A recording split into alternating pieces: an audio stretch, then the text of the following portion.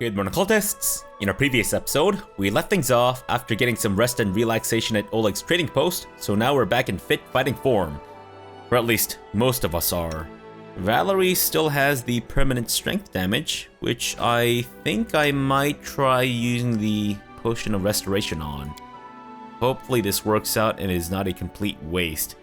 Fingers crossed. Hey, it worked! Fantastic, so that definitely does work. Even though it does not restore permanent ability drains. That must mean something else then. Interesting. Alright, well, let's head out towards the ancient tomb, because we need to intercept Tartuccio, I believe. If I'm not mistaken. Actually, let me read the journal here. Bit arrival. So, he's searching a nearby tomb for a certain ominous artifact. Let's go there and intervene. Our leader's ignoble rival. But wait, Lindsay is currently accompanying Tartuccio, so why is she writing this like she isn't on his side? What the hell, Lindsay? And moon radishes. So I guess we need to find like a group of kobolds? Not sure where to find Svetlana's ring, but maybe we'll come across it soon enough. Alright, well, let's head towards the ancient tomb, please. The journey will take some time, so I think once we get to that point, hopefully we'll come across another crossroads or something. I think that's how this works. Still not entirely sure. Blackberry meadow. Thorny bushes full of juicy berries still grow on the side of this old orchard. Okay, so I think this is how it works. Okay, so we've spotted some enemies. We will, of course, tussle with said enemies and hope that we don't get our buttholes torn asunder. Here. Valerie, are you fighting defensively? You are, right. It just doesn't show up until... Oh, shit. It's right there. Guys, giant fucking saber-toothed tiger thing looking to eat our anuses, and only our anuses. In the least sexual of ways, of course. Stop missing. Oh my god, see? This is what happens when you guys keep missing. Amiri bleeds out of her face and chesticles. And same with Jathel here. Good grief. Are they dead? Ah, good skinning there, guys. Good skinning. Do we go through there? Okay, so we can. I was kind of worried that we might not be able to go anywhere close to the fog. Alright, so... 1 out of 100? What? Like 1 out of 100 random encounters? No fucking way. Okay, so we need to go this side. Gotcha. And I'm assuming we now need to go southwards. Fantastic. Do I want to enter this location? Yes! If only to punch Tartuccio in the face repeatedly until his entire head explodes. And what the fuck is that? What's causing the fog to do that? That's terrifying. Wait, is that our pet? I crave for adventure. Yeah, I crave for answers, Fabrosi. Scroll of protection from chaos. A silver spoon to summon the tick. Garnet ring and some gold coins. I'll take it. Step. Tartuccio's mercenary. Oh shit. A gnome in gaudy purple garb seizes your attention. Of course, the scoundrel Tartuccio, who you know from your time in Restov. The vile gnome is standing on a small hill, expressing his discontentment in every way he can muster. Let me guess, you're still dawdling. Should I make some tea in the meantime? Bake a pie, perhaps? Plant a small garden and harvest some cherries? Perhaps you'd be more comfortable wearing fool's caps and colored trousers. Then at least I'd be able to sell tickets. Come one, come all! Feast your eyes upon the slowest and the most ridiculous buffoons in Golorian. Golorian, I see. Alright, well, I didn't miss you, Tartuccio, in case you're curious. Why hurry? The same end awaits us all. Jeez. Digging through a dusty dungeon, searching for I don't know what, and all this frowning. Scold, scold, scold. This is not how I imagined adventures with the future Baron. What am I ever going to write my book about? How we labored to open a chest filled with dust? That's right, Lindsay. That's right. You fucking take that. You abandoned me, all right? You left my... I'm so angry at her. You decided to shack up with that asshole, even though you knew exactly what he did. You deserve everything that you get. I hope you die in this tomb. Quickly now. If we don't find that artifact soon, someone else might seize it. Someone who's standing over there watching you right now, you fools! Tartuccio turns his angry gaze upon you. He nods to his guards and to draw their weapons. Don't you have some other pressing business to attend to? Perhaps Jamandi's quest, the search for the Stag Lord? Harem, I would be happy to see you among my companions. Your faith does not oblige you to follow fools and liars like Tartuccio. Lindsay, don't you think it's the perfect time to throw away that silly draft and start a real book? You already have a great protagonist, me. Get to the point, Tartuccio. I know you're looking for an artifact and you're planning to use it against me. Or we can just attack him. So I guess we can convince maybe one, if not both of these guys to join my side. Well, Fabrosi's diplomacy is fairly decent. Now, just in case we can only recruit the one, do we want Harem or do we want Lindsay? Harem is a cleric, so I think he's supposed to be able to do some healing. But Lindsay is a bard, so she should be able to do some, if I recall, ranged attacks and also, magics and stuff.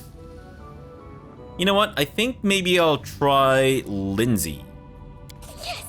I shall overturn a new leaf, and on that leaf I shall pen a wonderful, thrilling story of the victory of the future Baron and the bitter defeat of his malevolent, flatulent rival. Nah.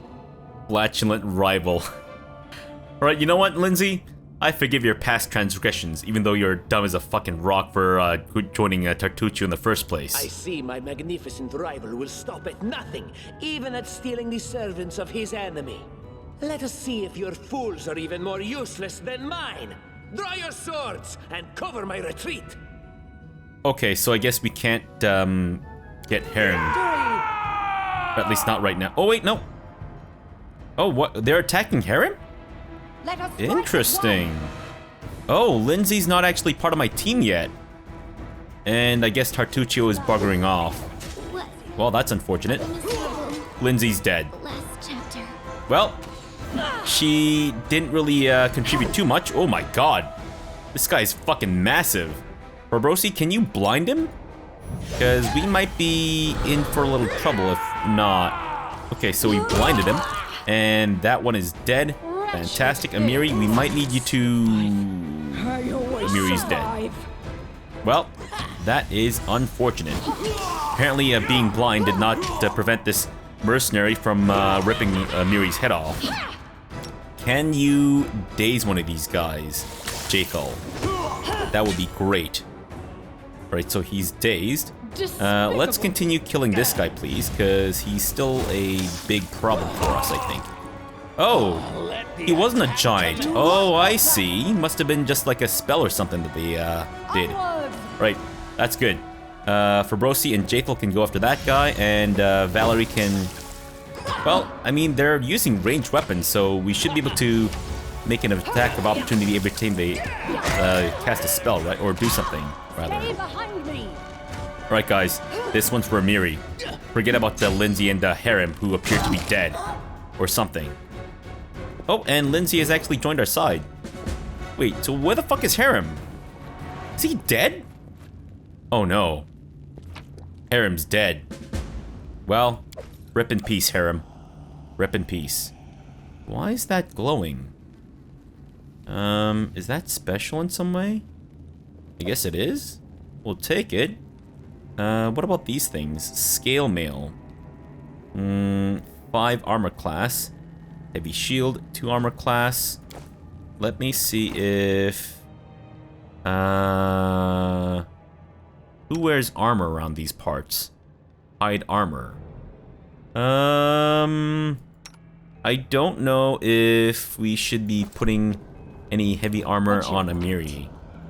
She can't even wear it, so I guess that answers that question. What about you, Chathel? Can't wear this either. I don't think. Because that's considered medium armor. What about you? That. Oh, wait, no, you have that. So, let me take that and see if... Oh, okay. I see. So the scale mail is not as good as the chain mail. Hide armor, scale mail, armor check penalty, max dexterity. Is this going to affect her negatively? I don't think so. It's a little heavier, but wait, hold on. Okay, so that changes for sure. Alright, so the scale mail, definitely better than the hide armor. Gotcha, so I guess we'll keep that for now. And, are we sure that Harem has disappeared? Because I know he's just kind of... Maybe he went with Tartuccio, I wasn't really paying attention. Studded leather. I don't know if Fabrosi should be wearing armor. But we'll pick this up. You can't. I see. Alright, then maybe... Oh, Lindsay needs to level up. I guess we'll continue you with your bard path. And is there anything else that I need to click on? I don't think so. Skill-wise, let's go for... I think knowledge of Arcana and the world. Probably important. And let's do some trickery. I guess we'll do some magic and... Let's see, do we want to go with mobility or persuasion? Maybe we should give her some persuasion too, even though that's kind of more meant to be Fabrosi's thing. Fabrosi? I don't know who Fabrosi is, but could be a different thing from a dude from Fabrosi himself. Okay, so weapon focus is what they recommend, except I wouldn't know what weapon to go with besides maybe a crossbow, because that appears to be what she's using now. Wait, hold on. Can I see what you have in your inventory first? Because I need to see if you are using a heavy crossbow or a light crossbow. It's a light crossbow. Okay, so I think maybe we'll go with light crossbow as our skill. Fuck, I need to do this again. Alright, it's just all in the same places. Gotcha. Alright. Weapon focus or uncanny observer increases perception check. Combat trick.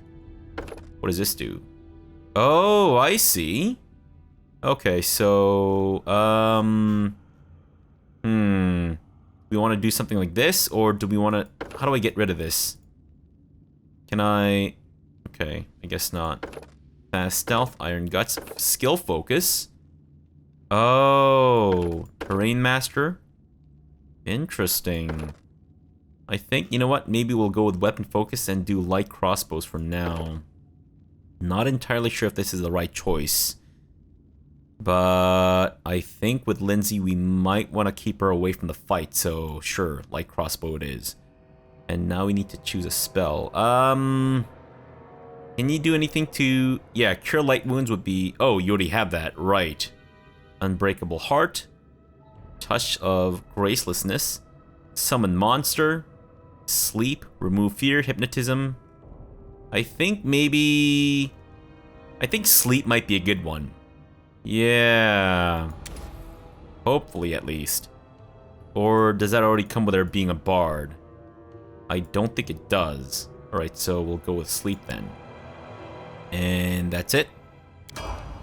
Fantastic.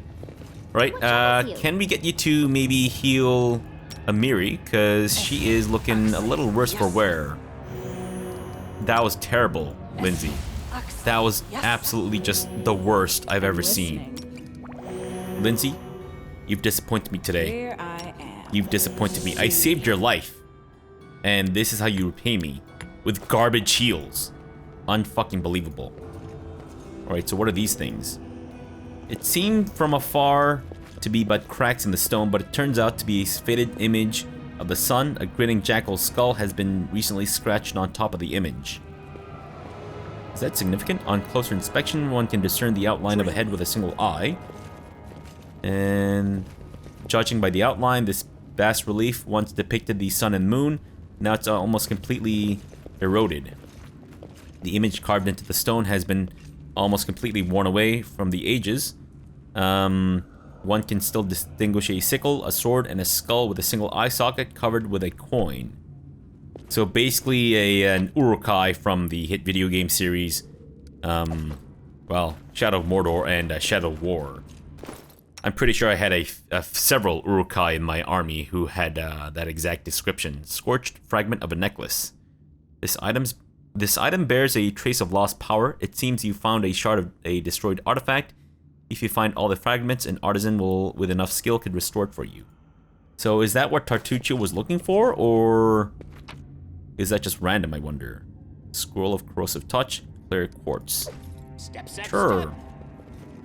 And also, Lindsay, can you... Oh, what's this? What do I Abilities. I need to rejig this later on. Right, inspire courage. How long does this last for? I guess we'll find out. I won't do it right now, though. What is this? What's that? Oh, secret door. Cool. And what's that? Ancient Cyclops coin. Memento of times long past. Well-grounded antiquities collector might pay handsomely for it. If I take this, is it gonna summon a Cyclops? No one has exploded yet, so maybe we're okay. Yeah, I figured there might be some traps here. So, Lindsay, risk yourself. That's right. Earn your keep in my team. I was actually kind of hoping that it would explode in your face, but I guess not. A bas relief of the sun, long eroded, the vague outlines of 4 strange creatures have been carved over it. Oh, nice. Silver bell, silver inkwell, artificial flower. What the fuck? Huh. Wait, what's it made out of, though? And also, is this just the way out, or does this go deeper? Upstairs somehow. I guess we'll take the composite longbow, because it's not very heavy, but it is very expensive. Sure, we'll leave the rest. How sweet, the first breath of fresh air after the stale, damp stuffiness of the tomb. Before us stretched an unending heath, replete with hills and gullies, and patches of low shrubs. Already the trail of Tartuccio and his companions had gone cold. Or we can use our lore of nature, but we would not give up so easily. Whether the trail went cold or not, it was one we had to follow. And we succeeded. No blade of grass was bent. It must have been enough time to straighten back up since whoever last passed through, but the heath's dry earth preserved the prints of little shoes. Our eyes to the ground, we followed the trail. We walked and walked until we finally came to a huge gully, the dried up bed of a river of yore. But what is this? The distinct smell of armpit rubbed in mustard. At the edge, the grass was trampled down and the soil turned up, and claw prints, lots of them. We stumbled upon a fresh battlefield. And here the trail split. One set of footprints walked away from the battle and down into the gully. The brave footprints that faced down their enemies followed the path along its edge. I'm assuming whoever stayed to fight was not actually Tartuccio, because he's a sniveling rat. So we can try to discern who or what left those claw marks. Or we can maybe detect magic. Examine the path. Stood a while in thought, then followed the single set of footprints. Let's use our lore of nature again and see if we succeed. Fantastic. The claw marks were not deep, the attackers were small and lean, and more of these creatures walked on 2 legs. Finally, the form of prince left no doubt in our minds. We stumbled onto kobold lands. Okay, let's see if we can maybe detect magic. We discovered traces of a spell, apparently from the illusion school of magic, where the lonely trail descended into the gully. So does that... if it's an illusion, though, it wouldn't leave any footprints, right? Or am I not understanding this correctly?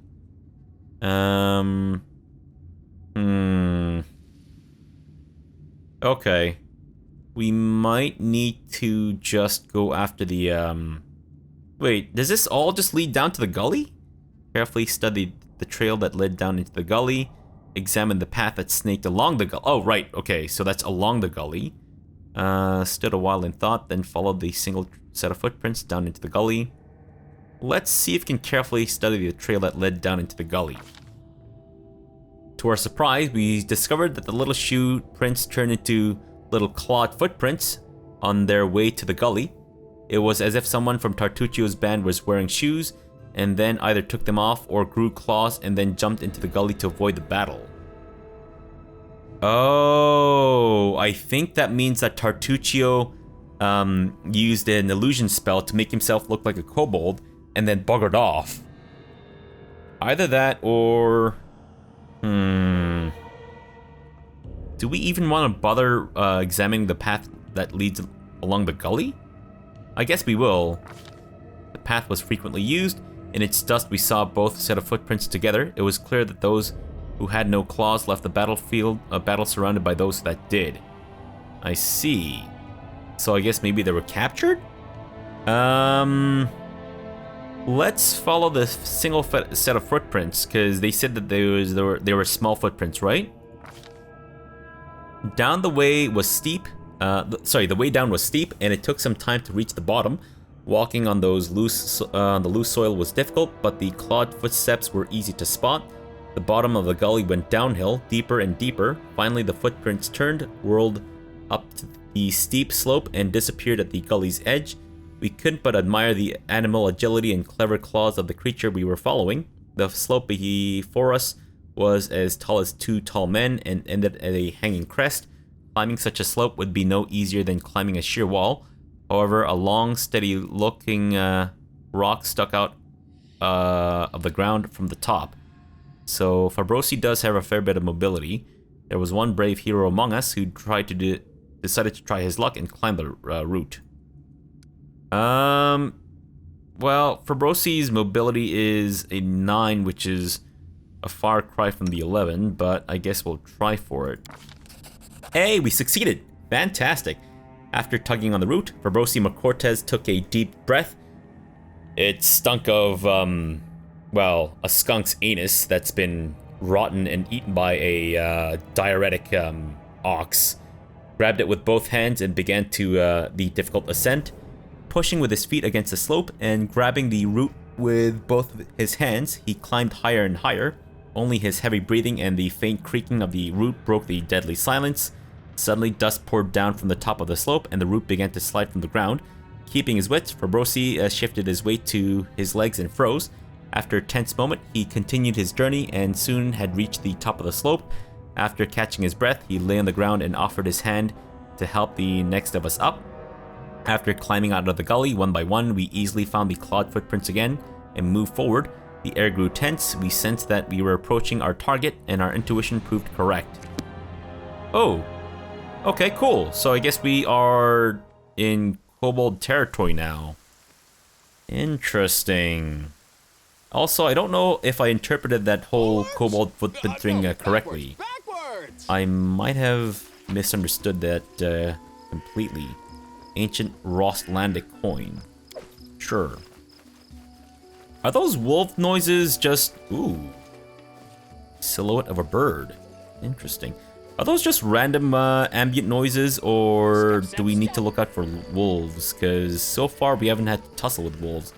Is that a snake or a worm? It's a giant Norwegian earthworm, known for its giantness. Listen to me. A dragon, huge, sparkling, flew down to me from the sky and told me a secret.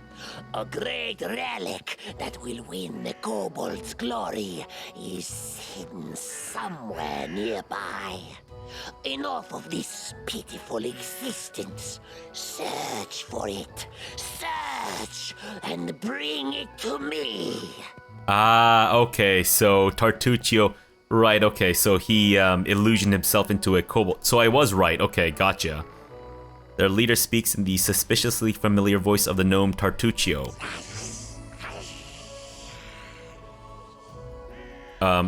Is he gonna read it? Dragon, glory, dragon! Or the voices of the kobolds rise and okay, so that's the kobolds. Dragon, glory, dragon! We know the mites is under the old sycamore. They possess the magic treasure. Very Ancient. Oh, ancient, I see. Stop deceiving these poor reptiles, Tartuccio. That's one thing I never expected to see in the middle of the forest, a circus show. Learning a new trade, Tartuccio? Lawful good? I mean, it's still lawful, but it's good, which is... Or should we just attack him?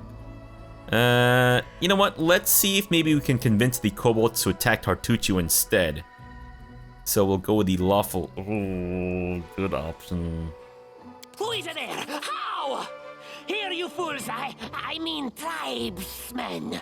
Don't listen to his lies. I shall bring you to glory. Just help me find the relic and stop this trickster. Okay, so he did a lawful good thing for no reason at all. Fuck. Damn it, kobolds, I'm trying to rescue you. I love you guys. You guys are hilarious and cute. Well, I mean, Deacon was hilarious and cute. I don't know about the rest of you kobolds. I guess they can be a little annoying. Okay, do we need to maybe cast any spells here? Let's see if we can use Daze. I wonder if I can actually use this like continuously or if it's like a one-time thing. Oh, it made a will save. I see. How dare you save them, Will? Advance! The fuck, I thought you were on my side, apparently not. Fabrosi? Maybe a coup de grace? No, I don't think that's gonna be super useful here. Okay, so the kobold is in fact dazed. Nice. These things are a little tougher than I expected, not gonna lie. I thought they'd be pretty tough. I'm writing you out of Oh, our story. nice. Writing you out of the story? Why would you do that? Oh, the kobold's not dead. Oh shit.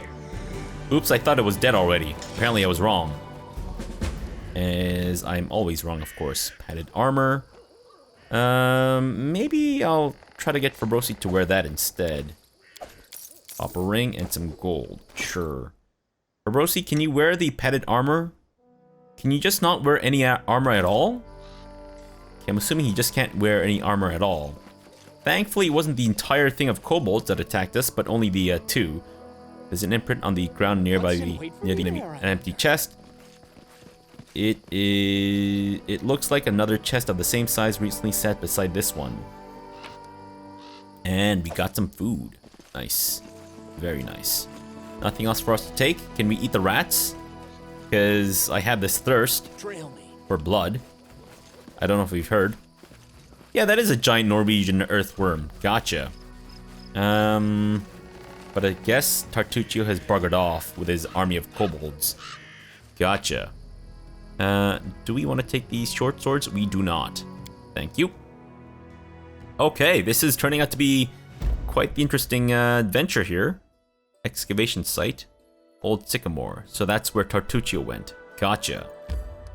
It'll take some time apparently. Wait, can I not go that way? Did I go the wrong way? I'm pretty sure I followed where they went. How do we get there? The only path is through there, it seems. Okay, so we need to go to the Thorn River. And then down south. And then I'm assuming this way. Gotcha. Yes, we will enter. And hope that we don't get killed immediately, because those kobolds were actually kind of tough. Uh-oh. Greetings. Oh, it's Kasten. Kasten Garrus, the former captain of Jamandi Aldori's personal guards, nods to you as though you'd seen each other in Restov only yesterday. He limps noticeably. He's got a pimp limp, and his clothes are stained with pimp blood, and looks every bit as grim and focused as when you first met him, but this time you also sense a hint of excitement in his eyes. I have urgent news from Restov. The investigation that I've conducted at Lady Jamandi's orders have proved your innocence. Tartuccio was and still is the Pataxian spy. That dreadful night, it was him who had opened the gate and let the assassins in. It appears that he had planned to gain the barony and Eldori's support, only to later place these lands under the command of his true patron. King Uravetti is no stranger to intrigue and likes to use others to do his dirty work. Anyway, Lady Jamandi sends her apologies. Wow. Really? Was the sniveling scumbag Tartuccio the spy? Oh, That's so... Oh, man. Who could have seen that coming, right? Oh, wow. And how much... how long did it take you to investigate this? You fucking numbskull. We almost had Tartuccio cornered when this damned mist fell. First, we entirely lost our way and then stumbled right into a bandit ambush. My people can barely stand, so I would be grateful if you would help us capture this Tartuccio. He must be somewhere nearby. Bring that scum to Oleg's trading post, dead or alive. The Sword Lords will remember this favor. Yeah, sure. I'd do that even without a reward. Though his face will have a huge Tartuccio's ring-shaped hole, so actually it's gonna be the size of my fist. How did Tartuccio manage to fool you? That sly bastard has caused us no little trouble, that's for sure. When he showed up in Restov and announced he was going to join the expedition, nobody suspected a thing. Yes, a gnome, yes, a sorcerer, but so what? Even after that terrible night, some of my people were willing to bet money on you being the spy. Those people are idiots. His overconfidence was his downfall. Tartuccio's henchmen, it seems, imagined they could safely meet with Pataxian spies in the town's seedy underbelly. But Restov is the ancestral home of the Eldori, and Lady Jamandi is respected not only by the aristocracy and the common folk, but also by those on the other side of the law. We received a message from the slums. A good friend, who wished to remain anonymous, suggested the Sword Lords take a closer look at a certain guest from Patax. Jamande immediately sent for me and ordered me to capture the spy, all very quietly, of course. He told us everything, and not only about Tartuccio. I doubt that Iravetti was pleased to hear of his agent's failure. A nasty grin crosses Kasten's face. What can Pataxian spies hope to find in the stolen lands? Pataxian spies are much like magpies. They'll grab anything that catches their eye. Information, treasure, artifacts. This time, King Iravetti had a chance to seize the entire Stolen Lands region, and at the Eldori's expense. I'll give you some advice for the future. Be wary of the Pataxian king. He's truly a snake of a man. Sadly, not a snake man, I imagine. Garrus is the name of the noble house in Brevoy, is it not? You're noble then? Used to be. It's only a name now, nothing more. The House Garess are a noble family in Brevoy. They own several mines in the Galushkin Mountains. My father Evan is cousin to Lord Howland Garess, but he's my father no longer. In any case, I brought shame upon my name and was punished accordingly. The family disowned me. I fled to Restov and took up the life of a simple mercenary, until I received an assignment here in the Stolen Lands. Care to tell me why you were exiled? You've asked me a favor. I'd say you owe me an explanation. Yeah, sure, we might as well ask. Fair enough. For a Garess, the prosperity of the house and the honor of the name stands above all else, and I was betrothed to a widow from another noble house. This union was of great importance to the family. However, 3 months before the wedding, I met a commoner girl, gentle and pure, and we fell in love. I would have rather died than leave my Tanya, so I decided to break off the engagement with my noble bride. I could never have expected what would follow. The noble bride exploded in a fiery ball visible from space, killing the entire town, and also going back in time to fuck your grandfather, and then birthing you in the process. My father was furious. I'd set a pointless love affair above the interests of the house. He expelled me from the family and ordered to leave our lands under threat of death. And Tanya... her mother was seriously ill, and she stayed behind to care for her rather than follow me into exile. Thus, I was on my own. Disgraced, without a name, and without love. And without any common sense, seeing as how you let Tartuccio slip by your fingers and didn't even suspect the guy. Unbelievable. Don't imagine that I ask for pity. Everyone gets what they deserve. Interesting. I hope you regret the things you've done. Duty should stand above emotion. I mean... I guess, in a lawful sense, I'd say you deserved a better fate, Kasten. True love should not be punished. Leave the past in the past and think of it no more. Well, was the girl at least worth it? I think we'll probably go with the neutral option. I don't think we need to, he seems like he's kind of beating himself up over it anyways. Yeah, leave the past in the past and think no more of it. That's no simple task. It's not only the love of a woman and a family that I've lost. I had a place in life, a purpose. Once such things are lost, they're hard to find again. Right. I would know more of House Garess in your homeland. We might as well at least run through the gamut of the conversation before we end the episode here. Well then, ask away. Okay, so tell me about the lands you grew up in. House Garess owns a number of valleys and gorges in the Galushkin Mountains. The landscape makes these places easily defensible, and they're rich in ores and everything else the depths of the earth have to offer. It is a place of rare beauty. When I moved to Restov, I couldn't get used to it for a long time. There was nothing but sky between the roofs. No mountain peaks anywhere in sight. So tell me about House Garess. It is an old and renowned family, one of the most influential in Brevoy.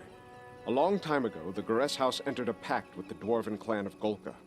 This proved to be of great benefit to both parties, and they've supplied the ore for our forges ever since. Lord Howland even took the son of the dwarven leader as his ward. Who would have known where this would lead? Ugh, why would you want to associate yourselves with dwarves?